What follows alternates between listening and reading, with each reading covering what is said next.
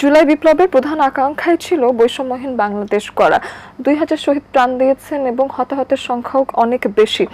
বহুভাবে বাংলাদেশের মানুষ এই আন্দোলনে অংশগ্রহণ করেছেন এবং রাজনৈতিক দলের অংশগ্রহণ থাকলেও বাংলাদেশ দেখেছে আম জনতার এক অনন্য বিপ্লব এবং তার মাধ্যমেই ফলাফল স্বরূপ এসেছে অন্তর্বর্তীকালীন সরকার এবং তাদের নেতৃত্বেই এখন বাংলাদেশ চলছে।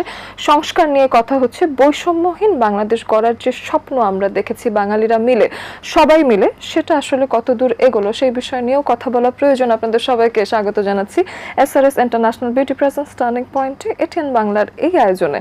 আমরা কথা বলি সমসাময়িক যত বিষয় আছে সবকিছু নিয়ে। আজকের বিষয় কোন পথে বৈষম্যহীন বাংলাদেশ গড়ার স্বপ্ন, এই বিষয়ে কথা বলতে পুরো আয়োজন জুড়ে আমি অহনা তাসনিম খান আপনাদেরকে স্বাগত জানিয়ে দিতে চাই আমাদের অতিথি দ্বয় আজকে এসেছেন কথা বলবার জন্য। পরিচয় করিয়ে দিচ্ছি, আমাদের সাথে আছেন সাইদ আব্দুল্লাহ, তিনি একজন ইন্ডিপেন্ডেন্ট জার্নালিস্ট এবং activist. Welcome to the show. ধন্যবাদ। তার পাশে আছেন রেজাউল করিম রনি, তিনি সম্পাদক আছেন জবানে। ধন্যবাদ।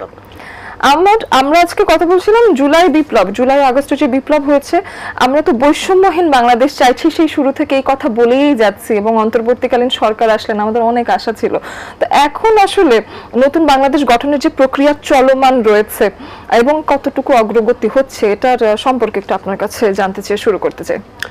ধন্যবাদ। যে প্রশ্নটা করেছেন, আমার কাছে মনে হয় এই প্রশ্নের মুদ্রা দুইটা পৃষ্ঠই আছে।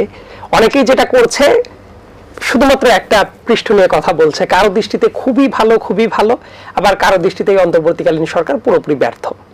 সো আমার কাছে মনে হয় যে একটা মুদ্রার যেমন দুইটা পৃষ্ঠ আছে, এই প্রশ্নেরও উত্তর দুইটাই আছে। সো আমি উভয় দিকটাই একটু হাইলাইট করতে চাই। তো সবার আগে যে ব্যাপারটা বলে রাখাটা ভালো, এই সরকার অনেক সীমাবদ্ধতা থাকতে পারে, কিন্তু অনেক সীমাবদ্ধতা থাকা সত্ত্বেও দেশটাকে যে জাহান্নামী লেভেলে নামিয়ে নিয়ে গিয়েছিল ওই পলাতক স্বৈরাচার শেখ হাসিনা, সেই জায়গা থেকে তো একটু আশার সঞ্চার হচ্ছে। অনেক সীমাবদ্ধতা আছে, আমি এটা জেনেই বলছি, অন্ততপক্ষে আমরা এখন নতুন স্বপ্ন দেখার সাহসটা পাচ্ছি। এতদিন তো সেই সাহসটাও পেতাম না। দেশের মানুষ নিজেদেরকে নাগরিক ভাবা শুরু করেছে, আগে তো এটা ভাবতো না। আপনি এই কথাটা কেন বললাম, উদাহরণ দিলে আরো বোধহয় যে ক্লিয়ার হয়। দেখবেন বর্ডার কিলিং প্রতি বছরই অহরহ হয়। বর্ডারে কোনো কনফ্লিক্ট হলে আমাদের বিজিবি যারা আছে একদম মাথা নত অবস্থায় তারা চুপচাপ বসে থাকে। কিন্তু এবার দেখেছেন যে মুহূর্তে বিভিন্ন জায়গায় ক্রাইসিস শুরু হচ্ছিল, এই জানুয়ারি মাসেই কয়েকটা বর্ডারের আশেপাশে দেশের মানুষ, একদম খেটে খাওয়া মানুষ, তারাও কিন্তু যে দাঁড়িয়ে গেছে, তারাও হাতে টাতে যা আছে সেটা নিয়ে দাঁড়িয়ে গেছে। ওই ঘটনা কতটা যৌক্তিক অযৌক্তিক ওই পার্সপেক্টিভে না গিয়ে যদি ব্যাখ্যাটা অন্যভাবে করার চেষ্টা করি, দেশকে এই যে ওন করার চিত্র, এইটা কি বিগত 15 বছরে দেখেছেন? এটা কিন্তু দেখা যায় নাই। তার মানে মানুষ এখন একটা জিনিস বুঝতে শিখেছে যে এই দেশটা তাদের। এতদিন তো মনে করতো এই দেশটা শুধুমাত্র একজন খান্নাস এবং তার বংশধরদেরই, এবং সে এভিডেন্টলি সে কিন্তু সবসময় বলতো এটা তার বাবার দেশ। অন্যদেরকে সে এইটা বন্ধ করে দিবে, ওইটা বন্ধ করে দিবে, অমুককে বের করে দিবে, এটাই ছিল তার মানে যাবতীয় কথাবার্তা। সো সেই জায়গা থেকে অবশ্যই আশাবাদী আমরা সবাই। আর এই সরকারের সবচেয়ে যে বড় অর্জন, সেটা হলো ডক্টর মোহাম্মদ ইউনূসের মতো একটা ওয়ার্ল্ড ক্লাস ফিগার এই সরকারকে রিপ্রেজেন্ট করছে, এবং এই জন্য কিন্তু মানুষের আশাটা অনেক অনেক অনেক বেশি, এবং এইটাই আমার কাছে মনে হচ্ছে নতুন নতুন সংকটের সৃষ্টি করছে। দেখেন 15 বছর অনেকেই অনেক কথাবার্তা বলে নাই, হঠাৎ করে এত দাবি দেওয়া, ঢাকা হয়ে গেছে, আমি সবসময় বলি দাবির শহর। রাস্তাঘাটে গেলেই দেখবেন শাহবাগে প্রত্যেকদিন এক বা একাধিক কোনো না কোনো দাবি নিয়ে বসে পড়ে মানুষ, কোনো কলেজের সামনে বসে পড়ে, মেডিকেলের সামনে বসে পড়ে, বিভিন্ন জায়গায় মানে দাবি দেওয়ার একেবারে সরগরম অবস্থা চলছে। এগুলো কি অযৌক্তিক? আমি একেবারে মোটা দাগে বলতেও চাই না যে এগুলো সবই অযৌক্তিক। হ্যাঁ, অনেক জায়গায় অযৌক্তিক দাবি দেওয়া আছে, কিন্তু মানুষ তো দীর্ঘদিন ধরে এই বৈষম্যের ভেতরে থাকতে থাকতে মানুষ কিন্তু হঠাৎ করেই মনে করছে এই তো হাসিনা যেহেতু চলে গেছে, এখন সব দাবি দেওয়া আদায় করে নিতে হবে। বাট আমাদের ক্যাপাসিটিটাও তো বুঝতে হবে। এটা তো বাংলাদেশ একটা থার্ড ওয়ার্ল্ডের কান্ট্রি, এবং এই জায়গায় যেটা সবচেয়ে গুরুত্বপূর্ণ ব্যাপার, ইচ্ছা করলেই হঠাৎ করে কিন্তু সবকিছু গড়ে দেওয়া যাবে না। কারণ যে স্ট্রাকচার একেবারে পুরোপুরি ধ্বংস করে ফেলা হয়েছে, মানে হাবিয়া দুজক থেকে আপনি তো একলাপে জান্নাতুল ফেরদৌসে যেতে পারবেন না। এই পর্যন্ত আশাবাদী, তবে এই সরকারকে আবার অনেক জায়গায় ক্রিটিক্যালি দেখার অনেকগুলো জায়গা আছে। যে কাজগুলো গণ অভ্যুত্থান পরবর্তীকালীন সরকারের করার কথা ছিল, অনেক জায়গায় তাদের ঢাক ঢাক গুড় গুড় কাজ কারবার দেখলে মনে হয় তারা যেন অসুস্থ কোনো মানুষ মানে কি করবে না করবে কনফিউজড। কিন্তু এটা হওয়া উচিত ছিল না, একবারে ধরতক্তা মারপের একটাই কাজ হওয়াটা দরকার ছিল। কারণ তাদের পর মানুষের এক্সপেকটেশন বহু, অনেক জায়গায় অনেক ভুল নিয়োগ হচ্ছে, অনেক জায়গায় কোনো ক্রাইসিসটা শুরু হচ্ছে তারপর গভর্নমেন্ট ইন্টারফেয়ার করছে। এটা কি হওয়া উচিত ছিল? Extra judicial killing, extra judicial torture কথা ছিল বন্ধ হয়ে যাবে, কিন্তু হয়েছে কি? কুমিল্লার একটা ঘটনা, খুবই সাম্প্রতিক সময়ে কুমিল্লায় যে ঘটনাটা ঘটলো, যুব দলের একজন কর্মী, উনি তার বাবার কুলখানিতে চট্টগ্রাম থেকে কুমিল্লায় এসেছেন এবং রাতের বেলায় তাকে যৌথ বাহিনী, মানে বেসিক্যালি সেনাবাহিনী, তাকে তুলে নিয়ে গেল, তাকে প্রচন্ড মারপিট করা হলো। পরবর্তীতে মিডিয়াতে তার ছবিগুলো এসেছে, ওই ছবিগুলো দেখলেই বোঝা যাচ্ছে কেমন পাশবিক নির্যাতন করা হয়েছে এবং সে মারা গেল। এই এক্সট্রা জুডিশিয়াল কিলিং এর মানে এই কালচারটা কি থাকা উচিত ছিল? কিন্তু দেখেন আছে অনেক যারা আওয়ামী লীগের পারপেট্রেটর ছিল, যাদেরকে গ্রেপ্তার করার দরকার ছিল, অনেক ক্ষেত্রে পুলিশ বা যৌথ বাহিনী মনে দেখেও না দেখার ভান করছে। অনেকের কিন্তু জামিন হয়ে গেছে ইন দ্য মিন টাইম। ইনকিলাব পত্রিকা একটা দারুণ রিপোর্ট করেছে, খুবই এটা দেখার পরে যে কারো কিন্তু রাগ হয়ে যাওয়ার কথা। কারণ 700-র মতো মানুষকে তারা জামিন দিয়ে দিয়েছে, তারা এটার পারপেট্রেটর ছিল। সো নানা জায়গায় এই অনিয়মগুলা থেমে নাই। পুলিশ বলেন, আর্মি বলেন, সচিবালয় বলেন, প্রত্যেকটা জায়গাতেই অনেক ধরনের সমস্যা আছে এবং মানুষের সাথে এই সরকারের অনেক জায়গায় অনেক দূরত্ব হয়ে যাচ্ছে। সো এই দিক থেকে অবশ্যই নেতিবাচক দিকও আছে। তবে সামগ্রিকভাবে আমি যেটা মনে করি যে সামনে একটা ভালো সময় আসবে, কিন্তু এটা আসার জন্য যে ধরনের পাবলিকের ঐক্যটা থাকার দরকার ছিল সেই জায়গাটা হয়ে যাচ্ছে। এটা দুর্ভাগ্যজনক ব্যাপার। একেবারেই তাই। এবং ঐক্যের কথায় যখন আসছে, আন্দোলনের সফলতা যেটা হলো সেটার প্রধান কারণই ছিল হলো আমাদের আন্দোলনকারী সবার মধ্যে ইস্পাত কঠিন ঐক্য। তো নতুন বাংলাদেশে এসে আমার মনে হয় সেই ঐক্যটা আমরা আশাও করছি। তো সেই ক্ষেত্রে ঐক্য ধরে রাখতে পারিনি, সেটা তো খুব স্পষ্ট দেখা যাচ্ছে। এদিকে আমি ওই বিষয়ে যাওয়ারও আগে আমি রেজাল করিম রনি আপনার কাছে যেটা জানতে চাই সেটা হলো যে অন্তর্বর্তীকালীন সরকার থেকে অনেক আশা থাকার পরেও কোনো কারণে তাদেরকে বলা হচ্ছে তারা একটু ধীর গতিতে এগোচ্ছেন এবং এই গতিতে এগোলে বৈষম্যহীন বাংলাদেশ গড়ার স্বপ্নটা পেতে মানে পূরণ হতে আমার মনে হয় অনেক দেরি হয়ে যাবে। আপনিও কি একমত কিনা? বাংলাদেশে ফ্যাসিবাদের পতনটা হুট করে হয়নি এবং ফ্যাসিবাদ হুট করে এখানে তৈরি হয়নি। ফ্যাসিবাদের একটা সামাজিক বৈশিষ্ট্য থাকে, সামাজিকীকরণ করতে হয়। তো আমরা যে ধরনের রাজনৈতিক চিন্তা চর্চার মধ্যে থাকি তার একটা সর্বোচ্চ বিকাশ হলো আওয়ামী ফ্যাসিবাদ। আমি এটা বলি, দেখেন বাংলাদেশে দুইটা দল, বড় দুইটা দল, একটা হলো আওয়ামী লীগ, একটা বিএনপি। তো বাংলাদেশে আপনার দখলদারি এবং ফ্যাসিবাদী রাজনীতির যে বিকাশ তার একটা সর্বোচ্চ চূড়া হলো আওয়ামী লীগ। আর আমাদের গণতান্ত্রিক বিকাশের যে প্রক্রিয়া তার যে দুর্বল অবস্থা তার একটা উদাহরণ হলো বিএনপি। তার মানে আমাদের গণতন্ত্র যেরকম বিকাশ হয়েছে বিএনপিরও সেরকম বিকাশ হয়েছে। এখন এইখানে একটা ব্যাপার হলো কি, যে আমরা বলতেছিলাম কি বৈষম্যহীন বাংলাদেশ। হ্যাঁ, বৈষম্য ব্যাপারটা আমরা যদি বোঝার চেষ্টা করি, দেখেন বৈষম্য মুক্ত বাংলাদেশ কেন, বৈষম্য মুক্ত ঘরও তৈরি করা সম্ভব না। বৈষম্য একটা ন্যাচারাল ফেনোমেন। বৈষম্যর কথাটা শুনতে অনেক বড় শোনায়, যেহেতু স্বপ্ন আমরা দেখবো বড় করে দেখা উচিত, কিন্তু কথাটা হলো আপনি বৈষম্য মুক্ত দেশ করতে পারবেন না। আপনার যেটা করা দরকার সেটা হলো সম অধিকার ভিত্তিক দেশ করা দরকার। আরো সহজ করে বলি, একজন মুচিকে আপনি ব্যারিস্টারের সমান করতে পারবেন না, কিন্তু একজন মুচিকে মুচির অধিকারটা দেন, তার নাগরিক অধিকারটা দেন, ব্যারিস্টারের অধিকারটা পান। তো আপনি যখন বলেন বৈষম্যহীন বাংলাদেশ, বৈষম্য এই যে একটা দূর কল্পনার জায়গা, এটা স্বপ্ন হিসেবে অনেক বড়, ঠিক আছে, বড় স্বপ্ন দেখান, দেখে আপনি মিনিমাম রাইটটা অর্জন করেন।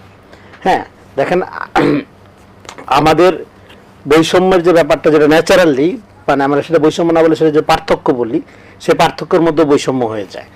মানে গিভেন কতগুলো ব্যাপার মানুষ পায়, গিভেন কতগুলো ব্যাপার পায়, সেটা সবাই সমান পাবে না। এবং সেটার জন্য তো ধরেন একজন যদি মনে করে যে আমি কেন সমান পাবো না, ও গিভেন পাচ্ছে, ও গিভেন গুলশান সোসাইটিতে বাপের 2টা ফ্ল্যাট পাইছে, ধরেন সৎভাবেই তার বাপ অর্জন করছে। হ্যাঁ, আর তার দারোয়ান ছেলে যদি মনে করে না আমারও বাপ হওয়া উচিত ছিল গুলশানের ফ্ল্যাটের মালিক, হ্যাঁ আমি তো বঞ্চিত, আমার তো বৈষম্যের শিকার, এটা হবে না। তো ফলে বৈষম্যের যে ব্যাপারটা, এবং এইখানে সংকটের জায়গা যদি আপনি বলেন, সংকটের জায়গাটা হলো একইভাবে আপনি করলেন একটা অভ্যুত্থান, কিন্তু বলতেছেন বারবার বিপ্লব। তার মানে কি, আপনি যখন ঘটনাটা এই যে এতগুলো কথা বললাম এর মধ্যে আপনি কনক্লুশনে যদি আসি, তাহলে আপনি রিয়েল সিনারি, এটা হলো হাইপার রিয়ালিটি তৈরি করা, মানে বাস্তবতা যা তার থেকে হাইপার, মানে অন্য জায়গায় অধিক কল্পিত জায়গায় আপনাকে প্রপোজ করলে যেটা হয়, তখন পলিটিক্যাল এনজাইটি এবং হতাশা হলো শেষ পর্যন্ত আপনার ভাগ্যে মিলে। তো আপনাকে যেটা বলতে হবে, রিয়ালিটিতে আপনার হিট করতে পারতে হবে। রিয়ালিটি হিট করলে কিভাবে হবে, আপনি বলতে হবে হ্যাঁ আমরা একটা অধিকার ভিত্তিক সমাজ চাই, যে অধিকারটা মানুষের ছিল না, আপনি অধিকার দেন, তারপরে সেই অধিকার পেয়ে একজন মুচি যদি নিজেকে ডেভেলপ করে ব্যারিস্টার কেন রাষ্ট্রপতি হয়ে যেতে পারে হোক, কিন্তু হওয়ার ওই স্পিরিটটা, ওই সুযোগটা তাকে দিতে হবে, ওই অধিকারটা তাকে দিতে হবে। কিন্তু আপনি যদি বলেন বৈষম্য দূর করে ফেলবো, হুইচ ইজ অ্যাবসার্ড, এটা আপনি পারবেন না। এটা হলো 1 নাম্বার। 2 নাম্বার হলো অভ্যুত্থানটা কে আমরা বিপ্লব হিসাবে প্রচার করার কারণে হচ্ছে কি, যেটা সাইদ আব্দুল আলোচনা করার চেষ্টা করলো, জন আকাঙ্ক্ষার মধ্যে একটা বিপ্লবী চাপ তৈরি হয়েছে, বিপ্লবী প্রেরণা তৈরি হয়েছে, যে এই রাতারাতি এটা করে ফেলবে, রাতারাতি সব পরিবর্তন হয়ে যাবে। রাতারাতি পরিবর্তনটা শুধুমাত্র একটা বিপ্লবী অবস্থার মধ্যে দিয়ে সম্ভব, কিন্তু আপনি একটা ধারাবাহিক নিয়মতান্ত্রিক এই সংবিধানের অধীনে শপথ নেওয়া, তারপরে হলো এই পুলিশ, এই জুডিশিয়ারি, লুকটুক চেঞ্জ করা হচ্ছে, এই কাঠামোর মধ্যে থেকে তারপরে আপনার বিপ্লবী উত্তেজনায় ভোগাতে অস্বাস্থ্যকর হবে ব্যাপারটা। হ্যাঁ, তো এই জন্য আপনার দরকার কি, আপনি অভ্যুত্থান করছেন এবং এই অভ্যুত্থানটার মধ্যে এখন যেটা ল্যাক, সে যেটা হলো একটা আপনার এই অভ্যুত্থানটাকে তারা বিপ্লব ধরে নিচ্ছে 1 নাম্বার। 2 নাম্বার হলো অভ্যুত্থান করার মধ্যে তারা মনে করে যে পলিটিক্যাল বন্দোবস্ত কায়েম হয়ে গেছে, নতুন রাজনৈতিক বন্দোবস্ত কায়েম হয়ে গেছে। অভ্যুত্থান আমরা বারবার বলছি, অভ্যুত্থান হলো বিভিন্ন শ্রেণী পেশা মানুষের মধ্যে একটা অভূতপূর্ব ঐক্যের বহিঃপ্রকাশ। এই অভূতপূর্ব ঐক্যটা বিএনপি যে কারণে আওয়ামী লীগ বিরোধী, জামাত ঠিক একই কারণে একই মাত্রায় একই ব্যারোমিটার আওয়ামী লীগ বিরোধী না, বা বামপন্থীরা যারা আওয়ামী বিরোধী, বামপন্থী একটা বড় অংশ তো আপনার বেসিক্যালি আওয়ামী লীগের আপনার কালচারাল ব্যাকবোন হিসেবে কাজ করছে বাংলাদেশে, কিন্তু যে অংশটা আওয়ামী বিরোধী তারাও আবার একই মাত্রায় আওয়ামী বিরোধী না, ফলে তাইলে কিন্তু সবাই আওয়ামী বিরোধী।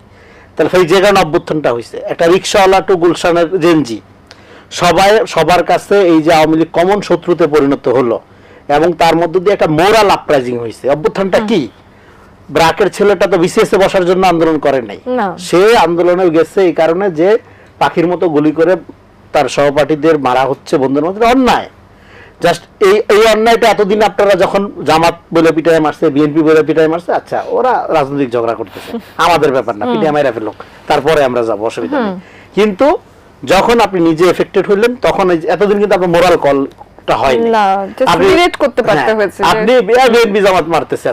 আমার ব্যাপার না এটা, হ্যাঁ আমি আর একটু প্রমোশনটা বাড়াই, 2টা ফ্ল্যাট কিনে কেনা যায় চেষ্টা করি, হ্যাঁ ওরা মারামারি করে মরুক।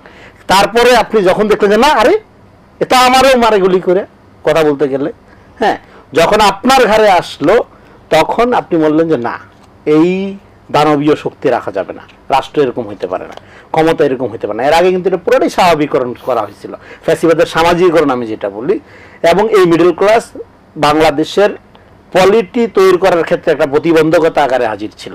মিডল ক্লাস অ্যাকচুয়ালি প্রতারণা করছে, কিন্তু সে যখন তার সন্তান হারাইছে, হ্যাঁ তখন সে আসছে, এবং এটা মোরাল কল। এবং যে ছেলেটা এখানে দাঁড়াইছে, হয়তো তার আইফোনটা ঘুষের টাকায় কেনা, তার বাপ হয়তো বড় ঘুষখোর একজন কর্মকর্তা, কিন্তু সে বলছে না, এই আন্দোলনের একটা ট্রেন্ড ছিল, আপনার একটা ভীতু ছেলে মেয়েও বীরের ভূমিকা পালন করছে। এই যে নতুন ঐতিহাসিক কর্তাসত্তা, এইটাই একটা স্বপ্নের জায়গা। এই এত হতাশার কথা, এত সমালোচনার কথা বললাম, এত আপনার ধরেন যে করা কথা বললাম, তা আসার জায়গাটা হলো এই যে নতুন ঐতিহাসিক আপনার মোরাল, নৈতিক সাবজেক্টিভিটি, মোরাল কর্তাসত্তা যেটা তৈরি হইলো এই অভ্যুত্থানের মধ্যে দিয়ে, এইটাই আগামী দিনের বাংলাদেশ। এই জন্য আগামী দিনের পলিটিক্সটা হবে কেয়ারের রাজনীতি। পলিটিক্স আপনার আগে ছিল, পলিটিক্স মানে কি, পলিটিক্স অ্যাজ ফিলেন্থ্রপি, মানে আগে আমি রাজনীতি নেতা হব, তারপরে রাস্তাঘাট করব, 10 কোটির কাজ দিব, 3 কোটি কাজ করব, 7 কোটি আমার। এখন হবে ফিলেন্থ্রপি অ্যাজ পলিটিক্স, আগেই আমি হাজির হয়ে যাব, ইমিডিয়েট আমি আপনার সাথে দাঁড়াই যাব, আপনার পাশে দাঁড়াবো। এই কেয়ারের রাজনীতি, বাচ্চা বাচ্চা ছেলেরা দেখবেন রাস্তাঘাট পরিষ্কার করছে, গ্রাফিতি করছে, ড্রেনের ময়লা পরিষ্কার করছে, হ্যাঁ এমন ছেলে মেয়ে যাদেরকে আপনি যারা নিজের খাবারও তুইলা খায় না একেবারে। এবং আপনি ফ্যাসিবাদের যে কথাগুলো বারবারই আসছে, সেটা হলো যে এতদিন মানুষ কথাও বলেনি, আবার এখন অন্তর্বর্তীকালীন সরকার আছে এবং তাকে বলা হচ্ছে যে না সংস্কার কোথায়, সংস্কার তো দেখতে পাচ্ছি না। তো সেটাই প্রশ্ন ছিল আপনার কাছে, যে আপনারও কি মনে হচ্ছে ধীরগতি হচ্ছে, নাকি মনে হচ্ছে সংস্কার সম্ভব না? আপনি সংস্কার, এই সরকার বললাম কি, এই সরকার জনগণের কালেকটিভ উইল, ইমোশনের সরকার, মানে আপরাইজিং মানে কি, একটা পপুলার ইমোশন, পপুলার অভ্যুত্থানের মধ্যে দিয়ে সরকার আসছে, কিন্তু সে তাতে করে তো রাজনৈতিক যে বন্দোবস্তের কথা আমরা বলি, রাজনৈতিক উইল তো আপনার এই সরকারের প্রতি সবাই দিয়ে দেয় নাই, সেটা আপনি ধরেন বিভিন্ন দলের কথাবার্তায় আপনি দেখবেন। ফলে সংস্কারের ব্যাপারটা এই সরকার ফ্যাসিলিটেটর, সরকারও কিন্তু বারবার বলতেছে তারা অথরিটি না। এই সরকারকে যদি মনে করি আমরা ক্ষমতায় আসছে তাহলে আমরা ভুল করব। এই সরকার দায়িত্বে আসছে এবং এই দায়িত্বটা কিভাবে তারা পালন করবে যদি আমরা সহযোগিতা করি। আমরা মানে বাংলাদেশের জনগণ, পার্টিকুলারলি পলিটিক্যাল পার্টিস, বড় পার্টিস গুলি সহযোগিতা করে তাইলে এই সরকার সফল হবে। আর যদি সহযোগিতা না করে এই সরকার 100% ব্যর্থ হবে। অতীত আওয়ামী লীগ সরকার যেমন ক্ষমতা ছাড়তে চাইছিলেন না, তার যাওয়াটাও ভীষণ লজ্জাজনক যেভাবে শেষ হলো না কেন, কিন্তু তারা চলে যাবার পরেও এখনো তারা নানানভাবে নানান চেহারায় এসে এসে বারবারই ঐক্য বিনষ্ট করার চেষ্টা করছেন, এমনটাই শোনা যাচ্ছে। তো সেই ক্ষেত্রে অনেকে আবার নাকি আওয়ামী ষড়যন্ত্রে পাও দিচ্ছে, তাতে তো সংস্কারে বিঘ্ন ঘটছে। তো এই বিষয়ে আপনার মতামত কি? আওয়ামী লীগের অবস্থা এখন কি হয়ে গেছে, কোরবানি ঈদে দেখবেন কোন একটা পশুকে জবাই করার পরেও দেখবেন ওই গরুটা পাটা খুব ছোটাছুটি করতে থাকে, তার কিন্তু ইতিমধ্যে গলাটা কাটা হয়ে গেছে। কেন এটা করে? তার কারণ হলো সে জানে যে ওইটাই তার সর্বশক্তি, ওই সর্বশক্তিটা দিয়েই সে ছোটাছুটি করার চেষ্টা করে। আওয়ামী লীগের ভেতর তো ন্যূনতম কোনো রিমোর্স বোধ নাই এবং এই টাইপ নির্লজ্জ পলিটিক্যাল দল সারা পৃথিবীর ইতিহাসে এই টাইপ কতগুলো দল আছে এটা সন্দেহের ব্যাপার। দেখেন এইটাই গণ অভ্যুত্থানে একটা দলের পতন ঘটে গেল, যারা এই জুলাই আগস্ট মাসের এই শুরুর এই কয়েকদিনেই তারা 2000-এর মতো মানুষ মেরে ফেললো, তারা 25,000-এর মতো মানুষ এমন ভাবে আহত করেছে, সেটা ওই মানুষগুলাকে দেখলে কিন্তু মানুষের পক্ষে স্বাভাবিক থাকাটা খুব মুশকিল হয়ে যায়। দেখেন আপনি একজন নারী, আপনি যখন দেখবেন মানে ওই ছোট ছোট বাচ্চা যারা আছে, ধরেন আপনার ছোট বাচ্চার মতো কেউ, বা এমন হতে পারে আপনার ছোট ভাই বোনের মতো কেউ, এই মানুষগুলো যখন দেখবেন আর স্বাভাবিক জীবনে কখনোই ব্যাক করতে পারবে না, তাদের স্যাক্রিফাইসকে আপনি কিভাবে মূল্যায়ন করবেন? দেখবেন আপনি তাদের সামনে গেলে হতবিহ্বল হয়ে যাবেন। এখনো তাদের ওই স্যাক্রিফাইসটা যখন আমরা দেখি তখন কিন্তু ক্ষণিকের জন্য কিন্তু মানে আমরা থ মেরে যাই যে তার সামনে আসলে কি বলা উচিত আমাদের। তো এই টাইপ কাজ করার পরেও তাদের কোনো রিমোর্স বোধ নাই। অনেকে আবার যেটা শুরু করে দেখবেন আওয়ামী লীগ কেন এই রকম, তার প্রেক্ষাপট শুধু যদি জুলাই মাসে এসে তারা স্বৈরাচার হয়ে যেত তাইলে আমার মনে হয় কিছু রিমোর্স বোধ আসতো। তারা তো একদম সৃষ্টির সূচনা লগ্ন থেকেই তারা এই ধরনের ফ্যাসিস্ট মনোভাব রাখে। ওই 2008 সালের ইলেকশনের আগে থেকেই তারা কিন্তু এইরকমই ছিল। অতীতের হিসাব আমি বাদে দিলাম, যে অতীতের অন্যান্য রেজিমের হিসাব সব বাদ, কিন্তু 2006 সালের 28 অক্টোবর লগি বৈঠা আন্দোলনে বাংলাদেশে মানুষকে পিটিয়ে মেরে ফেলে লাশের উপরে নৃত্য করার কালচারে আওয়ামী লীগ শুরু করেছিল। তারপরে 1/11 সরকার আসলো, তার পরবর্তীতে গেল এবং 1/11 যে সেফ এক্সিট সেটাও কিন্তু শেখ হাসিনার সাথে পরিকল্পনা করে এবং অবধারিতভাবে ভারতের সাথে, এইটা ছিল একটা ইঞ্জিনিয়ার্ড ইলেকশন করার পরে শেখ হাসিনা ক্ষমতায় আসার পরে দেখেন একের পর এক পিলখানা ট্র্যাজেডি, আমাদের আর্মির মোরাল ভ্যালুস একেবারে ভেঙে খান খান করে দেওয়া হলো। সেটার ভিকটিম আর্মি তো অবশ্যই, তৎকালীন বিডিআর এর যারা ছিল মানে তো এখনকার যারা বিজেপি তারাও কিন্তু অনেক পরিবার কিন্তু এটার ভিকটিম হয়েছে, মানে মামলা টামলার বিভিন্ন ক্ষেত্রে ভিকটিম হয়েছে, আবার তারা অনেকে পার্টিসিপেট করেছে, এটাও তো সত্য কথা। আর আর্মির মোরালটাকে এমন ভাবেই ডাউন করে দেওয়া হলো, ওই আর্মির পর মানুষের বিশ্বাস আর কোনোদিন ব্যাক করলো না। আগে যেমন আমার মনে পড়ে যে কোন সংকট বা ইলেকশন বা অন্য কোনো সময় যখন শব্দটা এরকম ছিল টার্মটা, যে আর্মি নেমে গেছে আর টেনশন নাই, মানে আর্মি নেমে যাওয়ার মানে হলো ওই টাইমে আর দুর্নীতি থাকবে না, মানুষ কালোবাজারি করবে না, মানুষের ভিতরে স্বস্তি ফেরত আসবে, এই টাইপ একটা পারসেপশন ছিল। আর এইবার খেয়াল করেন 2014 সালের ইলেকশন, 2018 সালের ইলেকশন, 2024 সালের 7 জানুয়ারি ডামি ইলেকশন, প্রত্যেকবার যখন আর্মি নেমেছে তখন মানুষ মুস্কি হেসেছে, কারণ এইটা ছিল ওই নিকৃষ্টতম আজিজ বাহিনী। ওইটাকে তার আর্মি তো বলা যায় না, ওইটা আজিজ বাহিনী, ওই যে অল দ্য প্রাইম মিনিস্টার্স মেনের মতো বিশ্ব লজ্জা, এই লজ্জা তো বাংলাদেশ আর্মিকে বরণ করতে হয়েছে। সো প্রত্যেকটা জায়গায় যে ব্যাপারটা হয়েছে একটা রিমোর্সলেস মনোভাবটা তৈরি হয়ে গেছে। এবং তারা দেখেন ওই বিডিআর মেসাকারের পরে শাপলা চত্বরের যে মেসাকার সেটা তো চললো, প্রত্যেকটা ইলেকশনের আগে কি নিপীড়নটা চালিয়েছে মানুষের উপরে, কি ক্র্যাকডাউনটা চালিয়েছে। তারপরে দেখবেন এই যে গুম খুন, এগুলো তো বাংলাদেশে এই ধরনের পপুলারাইজ করার কাজ কারা করেছে? আওয়ামী লীগ করেছে। করার পরে 2024 সালের 7 জানুয়ারি ইলেকশনের আগে 2022 সালের মোটামুটি অক্টোবর মাসের পর থেকেই কিন্তু 2023 সালের 28 অক্টোবর, এই যে টাইম স্প্যানটা বললাম, দেশের মানুষ কিন্তু ভাবা শুরু করেছিল যে আবার হয়তোবা রাজনীতিটা চাঙ্গা হচ্ছে। এই টাইমে বিএনপির নেতা কর্মীদের পর বা জামাতের অনেকের পর কি পরিমাণ নিপীড়নটা তারা চালিয়েছে। এবং ফাইনালি যে কাজটা হলো দেখেন 28 অক্টোবর একটা ক্র্যাকডাউন চালিয়ে দিল।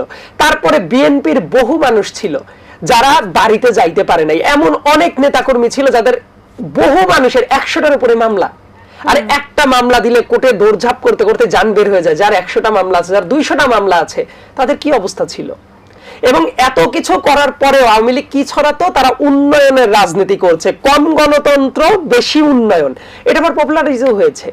মিডিয়াতে এসে অনেক সুশীল এসে কথা বলে নাই, প্রচুর সুশীল এসে এটার প্রতি সম্মতি উৎপাদন করেছে তারা, যে বাংলাদেশে অন্য রাজনীতি যারা করে তাদেরকে ইচ্ছা করলে নিপীড়ন চালানো যায়, ইচ্ছা করলে তাদেরকে মক করা যায়, ট্রল করা যায়, সবকিছুই করা যায়।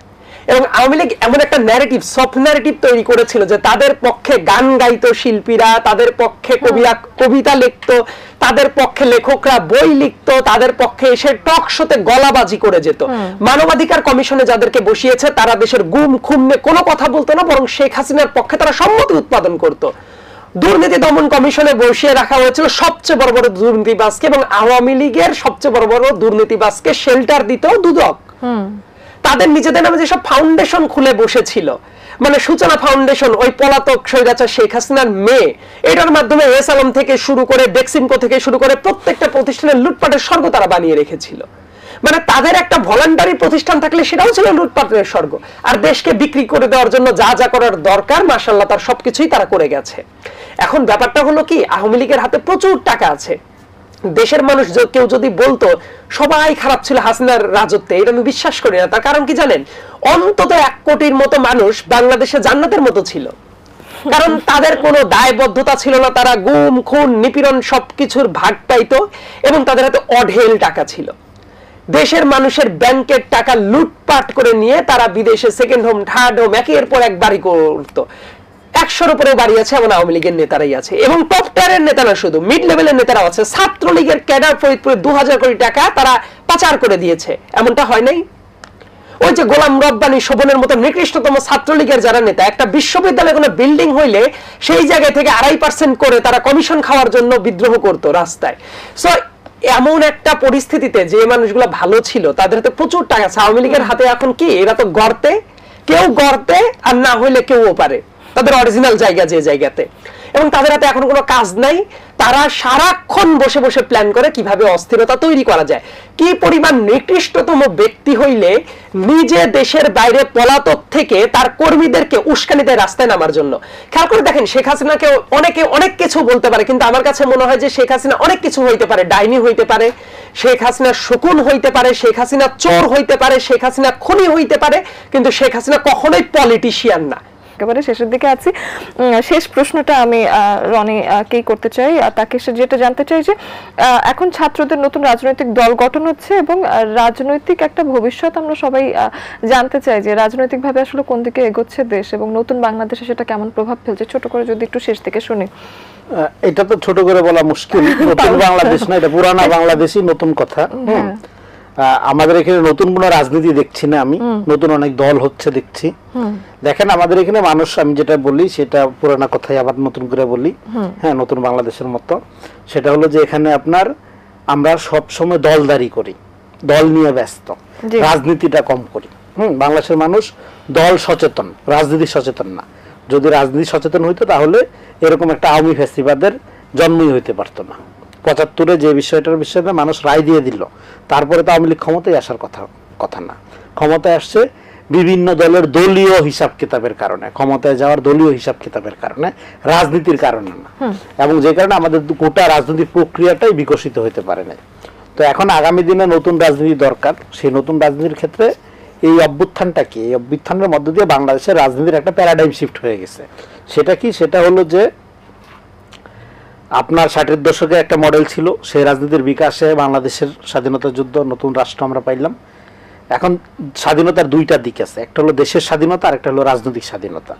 আমরা 71-এ দেশের স্বাধীনতা পাইলাম। দেশের স্বাধীনতা পাওয়ার পরে দেখা গেল যে এই স্বাধীনতাটা শুধুমাত্র 1-2টা পরিবার বা গুটি কয়েক ওই পরিবারের যারা আবার খাদেম, হ্যাঁ, যারা ওই পরিবারের দাস, তারাই ভোগ করে।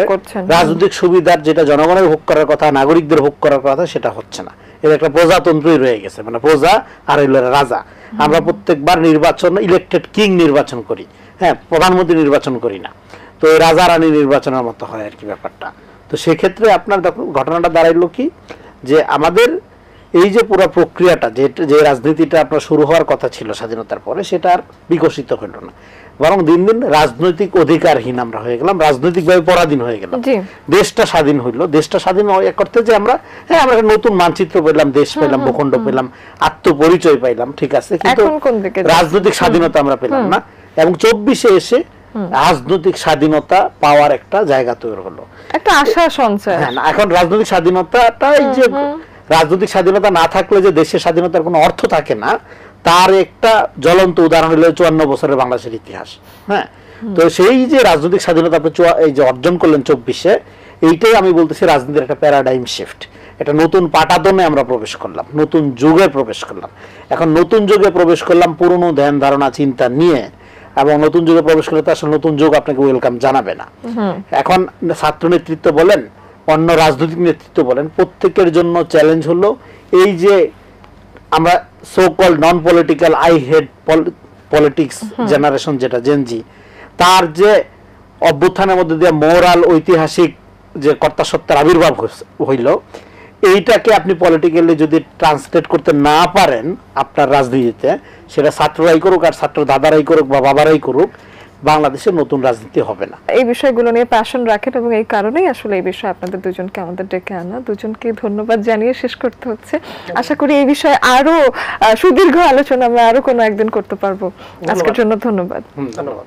দর্শক, আজকের আলোচনা ছিল যে বিষয়ে, সেটা হলো কোন পথে বৈষম্যহীন বাংলাদেশে গড়ার স্বপ্ন। তো সেই ক্ষেত্রে বৈষম্যহীন বাংলাদেশ রিয়েলিস্টিক হোক অথবা না হোক, আমি বলতে চাই যে বাংলাদেশ 2.0-তে আমরা আসলে রাজনৈতিক যে কথাগুলোর অপব্যবহার ছিল, রাজনৈতিক যে ঘটনাগুলো অপব্যবহার ছিল, সেখান থেকে বেরিয়ে এসে আমরা যাতে একটা সুনির্দিষ্ট কাঠামোতে যেতে পারি, সেরকমই একটা প্রচেষ্টা চলছে, চলমান থাকুক। এবং নতুন বাংলাদেশ বা বাংলাদেশ 2.0 আমাদের জন্য আশার সঞ্চার করুক এবং সুন্দর বাংলাদেশ যাতে আমরা থাকতে পারি, সেই প্রত্যাশায় আজকের মতো এখানে বিদায় নিচ্ছি।